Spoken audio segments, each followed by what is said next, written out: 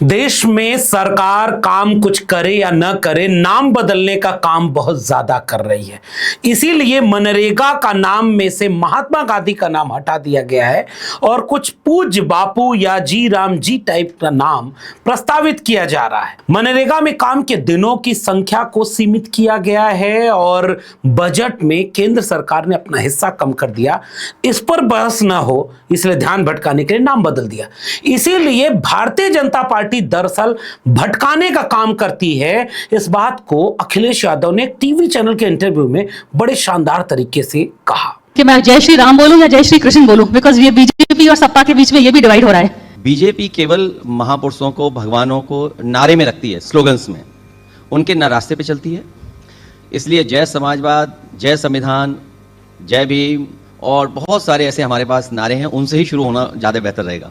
अब आपने सुना वो क्लिप जिसमें एंकर पूछ रही हैं जय श्री राम बोले या जय श्री कृष्णा। कल्पना करिए कि एंकर को इस सवाल को फ्रेम करने में क्या करना पड़ रहा है। ये पत्रकारिता है।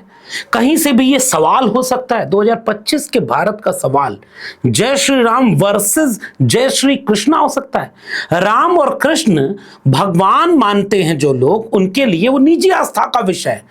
देश तो संविधान से चलता है ना। आस्था हमेशा से सबकी निजी रही है और हर व्यक्ति को एक दूसरे की आस्था का सम्मान करना चाहिए। वहीं इस देश में यह भी बहुत बड़ा सवाल है कि इस देश को वैज्ञानिक तार्किक चेतना के लिए नए नए दृष्टिकोण से तर्क विवेक के विचार को प्रस्तावित करने के लिए संविधान भी रास्ता दिया हुआ है। नास्तिकवादी दर्शन इस देश में जाने कितने, लेकिन पूरी बहस को राम और कृष्ण पर लाकर केंद्रित कर देना, यहां से कोई इंटरव्यू की शुरुआत करे और विपक्ष के नेता को घेरे, क्योंकि भारतीय जनता पार्टी ने यह लाइन खींची है कि सियासत धर्म की होगी, धर्म सियासत का होगा।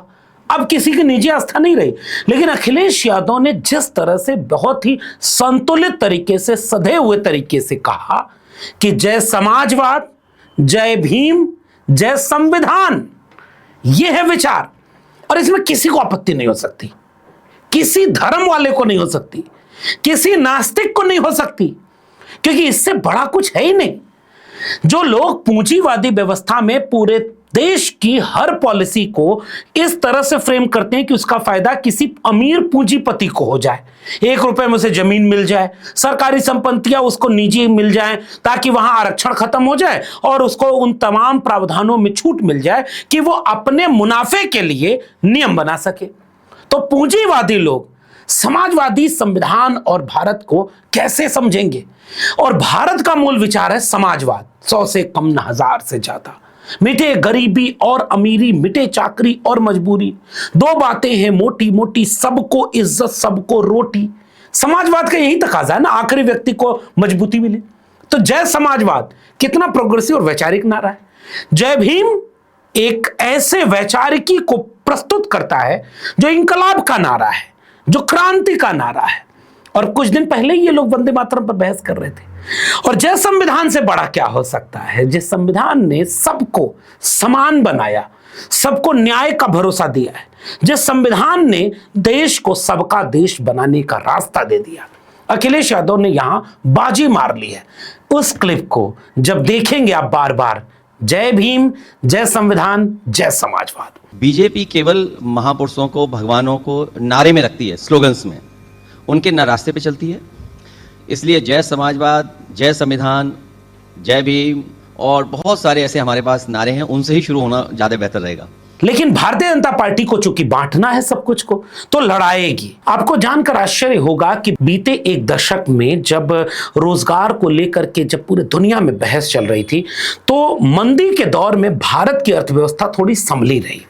और इसके पीछे जब दुनिया के अर्थशास्त्रियों ने जब शोध किया, तो उन्होंने ये पाया कि भारत में आखिरी व्यक्ति तक पैसे के मूवमेंट को बनाने के लिए मनरेगा जैसी पॉलिसी ने बड़ी क्रांतिकारी भूमिका निभाई। एक तो वो 100 दिन का रोजगार दे रही है, और वहीं दूसरी तरफ आखिरी व्यक्ति को संपन्न करके परचेजिंग पावर और रोटेशन ऑफ मनी और तमाम चीजों को, रिसोर्सेस को इतना एम्पावर्ड कर रही है कि मंदी में बाकी देश जितना तेजी से धाराशायी हुए, भारत उतना तेजी से धाराशायी नहीं हुआ। मनरेगा जिसे पहले कार्यकाल में प्रधानमंत्री ने मजाक उड़ाया था, और मजाक उड़ाते हुए ये वीडियो बोली थी कि ये आपकी नाकामियों का जीता जागता दस्तावेज है, मैं मनरेगा को बंद नहीं करूंगा, जोर शोर से इसका ढोल पीटता रहूंगा।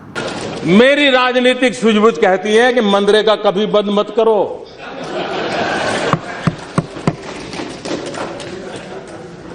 मैं ऐसी गलती नहीं कर सकता हूं क्योंकि मनरेगा आपकी विफलताओं का जीता जागता स्मारक है। प्रधानमंत्री नरेंद्र मोदी आज तक भी बंद नहीं कर पाए। अब आप समझिए क्यों? क्योंकि इसके विकल्प में कोई दूसरा रोजगार का प्लान उनके पास है नहीं। इसके बाद वो कहां पहुंचे? पकौड़े बेचने को रोजगार गिनने लगे। मनरेगा को खत्म नहीं कर पाया। हालांकि सरकार ने बहुत तरह से उसे कमजोर किया, उसके बजट एलोकेशन को घटाया, उसके नियमावली को ऐसे बनाया कि 90% केंद्र सरकार देती थी और 10% राज्य सरकार देती थी। लेकिन जैसे ही उनके प्रावधानों में कुछ हेरफेर हो जाए तो केंद्र अपना पैसा रोक लेता था। बंगाल के केस में यही हुआ और कई जगह पर केंद्र सरकार ये देख करके पैसा देने और रोकने का काम कर रही थी कि उस राज्य में किसकी सरकार है। मनरेगा के दुरुपयोग से मनरेगा का वह रूप तो अच्छा रूप सामने आ नहीं पाया कि वो कितनी क्रांतिकारी भूमिका है, लेकिन अब सरकार तो बंद कर नहीं पाई और इसके विकल्प में उन लोगों को रोजगार देने का कोई ठोस प्लान आज तक सरकार बना नहीं पाई। तो इसलिए चलाना तो पड़ेगा।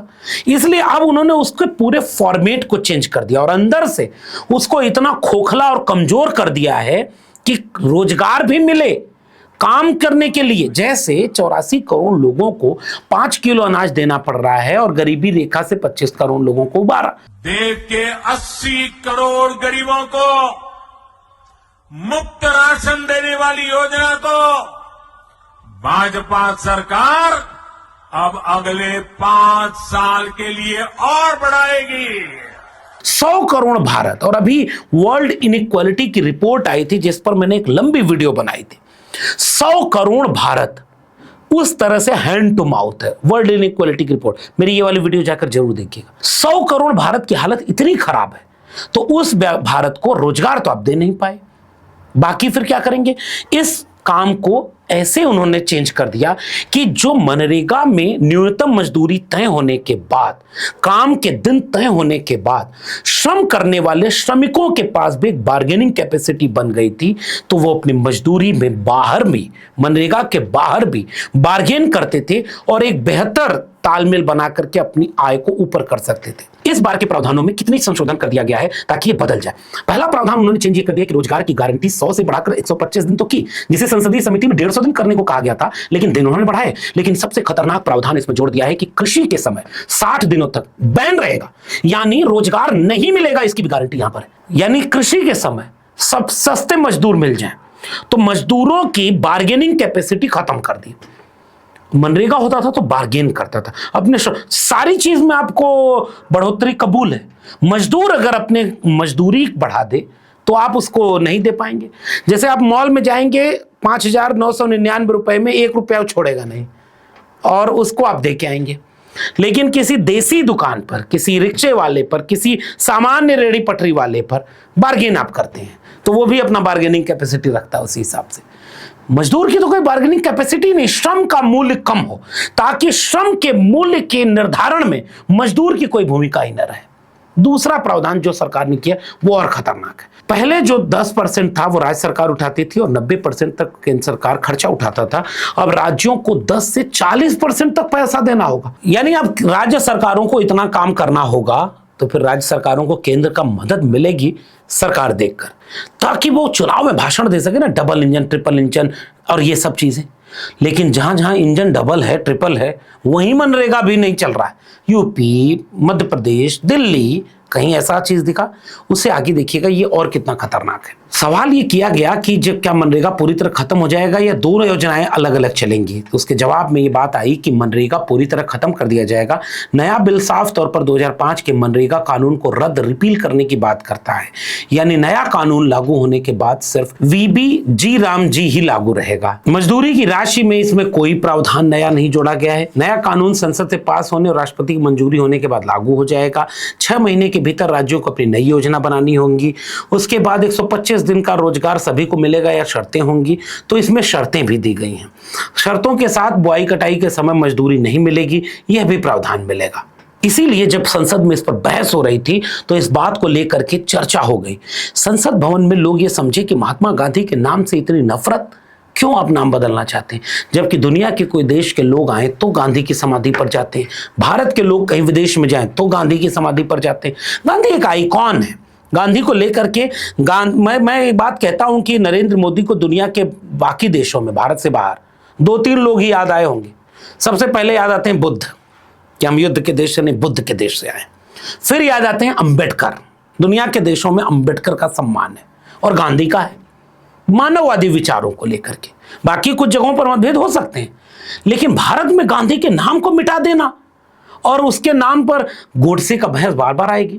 केंद्र सरकार ये जानती थी कि बहस गांधी के नाम को बचाने में हो जाएगी और आज संसद में प्रदर्शन भी हुआ। ये तस्वीरें आप देख रहे हैं, ये खूब जोर शोर से कह रहा है कि नाम बदलने से कितना बड़ा नुकसान हो रहा है। संसद में जब बहस हुई तब इसको लेकर के क्या कहा गया, उसके कुछ मूल संदर्भ यहां से भी आपको समझने चाहिए। सर, जो हमारे संविधान की जो मूल भावना है कि हर एक व्यक्ति के हाथों में शक्ति होनी चाहिए, वही मूल भावना पंचायती राज में है और उस मूल भावना के विरोध है ये जो अधिनियम, जो ये विधेयक आ रहा है। सर, इस विधेयक के जो प्रबंधन है, जिससे रोजगार का जो अधिकार है, कानूनी अधिकार है, वो कमजोर हो रहा है, वो हमारे संविधान के विपरीत है। सर, ये हमारे इसी सदन ने ये कानून बनाया और इसी सदन ने ये अधिकार जनता को दिया है। ओके। सर, एक और है सर, महात्मा गांधी मनरेगा में 90% अनुदान केंद्र से आता था। इस विधेयक द्वारा ज्यादातर प्रदेशों में अब 60% आएगा, इसको घटाया गया है। ओके। सर, इससे प्रदेशों की अर्थव्यवस्था पर बहुत भार होगी और खास तौर से ये वे प्रदेश जिनकी अर्थव्यवस्था पहले से ही केंद्र की ओर से जीएसटी के बकाये के इंतजार में है।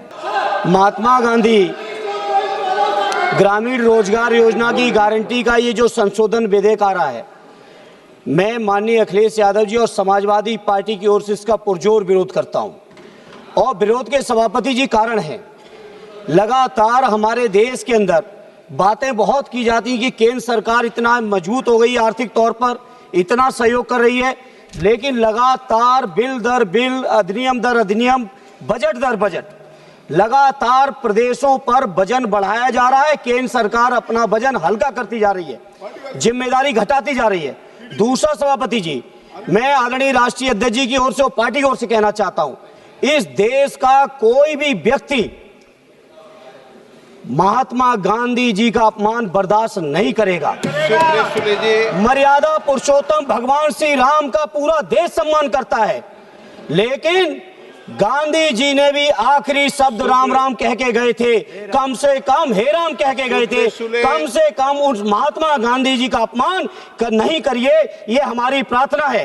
पूरे दुनिया में जाते हैं आप, गांधी जी की प्रतिमाओं पर माला चढ़ाते हैं और देश के अंदर बापू का अपमान होता है। आप बोलना चाहती नहीं बोलना चाहती? इसीलिए जब संसद के बाहर भी जब चर्चा हो रही थी कि क्या है ये पूरा मामला, तो अखिलेश यादव ने जब ये कहा कि भाई ये नाम बदलने वाली बात तो ऐसा लग रहा है कि यूपी से आयातित हो गई, काम तो आप कर नहीं रहे, आप केवल नाम बदल करके लोगों का ध्यान भटका रहे, असली मुद्दों से भटका रहे, अपनी नाकामियों से भटका रहे। लेकिन मुझे नहीं लगता कि इतना ज्यादा ध्यान भटकने वाला है। अभी तक तो हम ये मानते थे कि दिल्ली वाले जो काम करते हैं उसको उत्तर प्रदेश वाले मानते हैं, उसकी नकल करते हैं। इधर अब देखने को मिल रहा है कि सबसे ज्यादा नाम बदलने का काम अगर कहीं हुआ तो उत्तर प्रदेश में हुआ। अब दिल्ली वाले भी उसी रास्ते पे चल गए। ये दोनों डबल इंजन केवल नाम बदल रहे हैं, ये अपना भी नाम क्यों नहीं बदल देते हैं? भारतीय जनता पार्टी वाले अपना नाम क्यों नहीं बदल देते? इस मुद्दे को लेकर के आपके मन में क्या राय होगी?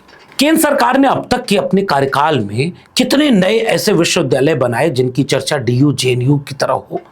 कितने ऐसे संस्थान बनाए जो आईआईटी आईएम की तरह नए संस्थान बने और चर्चा गांव-गांव तक जाए? कितने भेल और कितने तमाम बड़े हैवी फैक्ट्रीज लगाई? कितने बड़े बांध बनाए जिसको लेकर चर्चा हो? सारा 50-60 साल में भारत में बना। इनका चर्चा सबसे ज्यादा क्या हुई कि इन सब का पूरा या थोड़ा थोड़ा बांट के पूंजीपतियों को प्राइवेट हाथों में दे दो। आरक्षण खत्म, प्रावधान खत्म, पूंजीपति को सारा नियम बनाने का प्रावधान दे दिया। ऐसे में इस तरह की पॉलिसी देश का कितना भला करेगी और कितना आप जानते हैं कि अंदर भारत सरकार क्या कर रही है, क्योंकि बाहर तो वो धर्म और राष्ट्र के नाम पर आपको मूर्ख तो बनाती है। अगर आप भी ये जानते थे तो लोगों को पहचान कराइए, और अगर नहीं जानते थे तो सोचिएगा कि आप जनता हैं, इसलिए नजर आपको रखनी है कि सरकार क्या कर रही है। इस वीडियो में इतना ही। अगर ये वीडियो अच्छी लगी हो, जरूरी लगे, तो इसे लोगों तक शेयर जरूर करिएगा। मेरे चैनल को सब्सक्राइब नहीं किया है तो जाते जाते चैनल को सब्सक्राइब करना मत भूलिएगा। बेल आइकॉन यानी घंटी के बटन दबाएंगे तो अगली वीडियो की सूचना मिलेगी। ज्वाइन करेंगे तो हमें ताकत और हिम्मत मिलेगी। अगर आप इस वीडियो को ट्विटर यानी एक्स या फेसबुक पर देख रहे हैं तो डॉक्टर लक्ष्मण यादव को सब्सक्राइब या फॉलो करना मत भूलिएगा। फिर मिलेंगे, तब तक के लिए बहुत बहुत धन्यवाद।